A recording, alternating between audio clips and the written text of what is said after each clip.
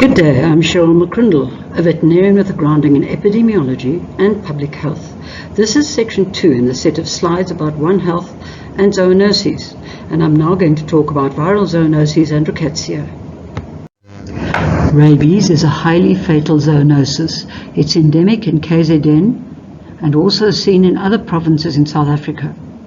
There's an effective vaccine for dogs, and the state veterinary services have vaccine campaigns in rural areas.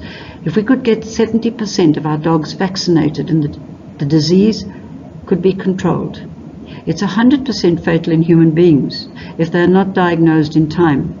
Post-exposure treatment is only effective if given to people before they show signs of disease. You can get more details on rabies on the CDC government website and also on the NICD website in South Africa. The steps for handling patients which have been bitten by rabid dogs or other animals are given on the left-hand side. This is post-exposure prophylaxis. Once people show signs of disease, it's fatal. On the right-hand side, you see a typical dog with rabies. It's foaming at the mouth and is likely to be highly aggressive and very disorientated.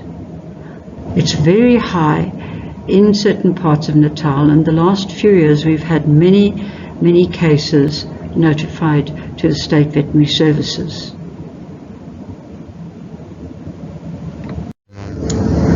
West Nile fever is not technically a zoonosis, as human beings are usually dead-end hosts.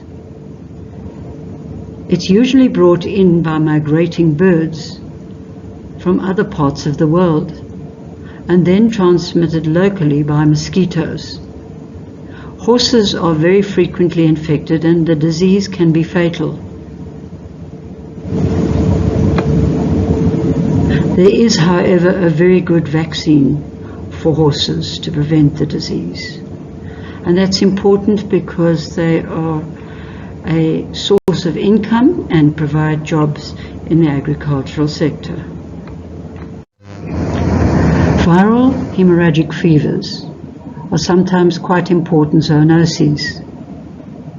They include Arenoviridae, Bunyioviridae, Filoviridae, Flaviviridae, and more recently discovered Lujovirus, a new member of the arenoviruses in South Africa. However, certain of them are very important as zoonotic diseases. And I will only be discussing Ebola, Rift Valley fever, and Congo fever. The others will be discussed by other lecturers. Ebola is transmitted by fruit bats. Entering caves is dangerous.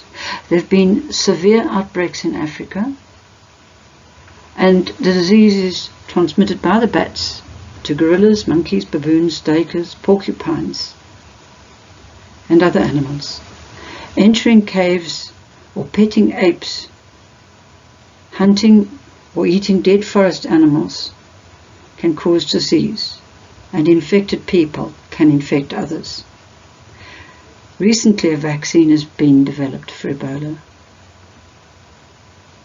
Marburg virus is carried by fruit bats, and infected people often infect others.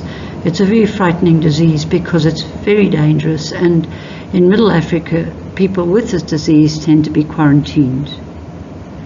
The CDC's VSPB experts are working on these sort of viruses and helping to control them. You can see more details on the CDC website. Rift Valley fever is important. It breaks out every now and again in South Africa.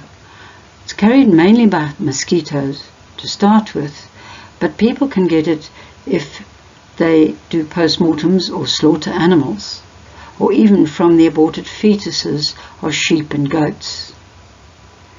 Mosquitoes like Culex and Aedes that bite sheep and cattle can transmit the disease to both humans and animals, but there's a very, very effective vaccine. This is an OIE controlled disease in South Africa. Crimean Congo hemorrhagic fever was first seen in the Crimean War many, many years ago. It is still endemic in the Congo and also parts of Asia. The disease is transmitted by a tick called hyaloma, and the picture on the right shows the lesions of this disease. The death rate for humans is about 30%. The ticks are carried by cattle, wild hares and birds.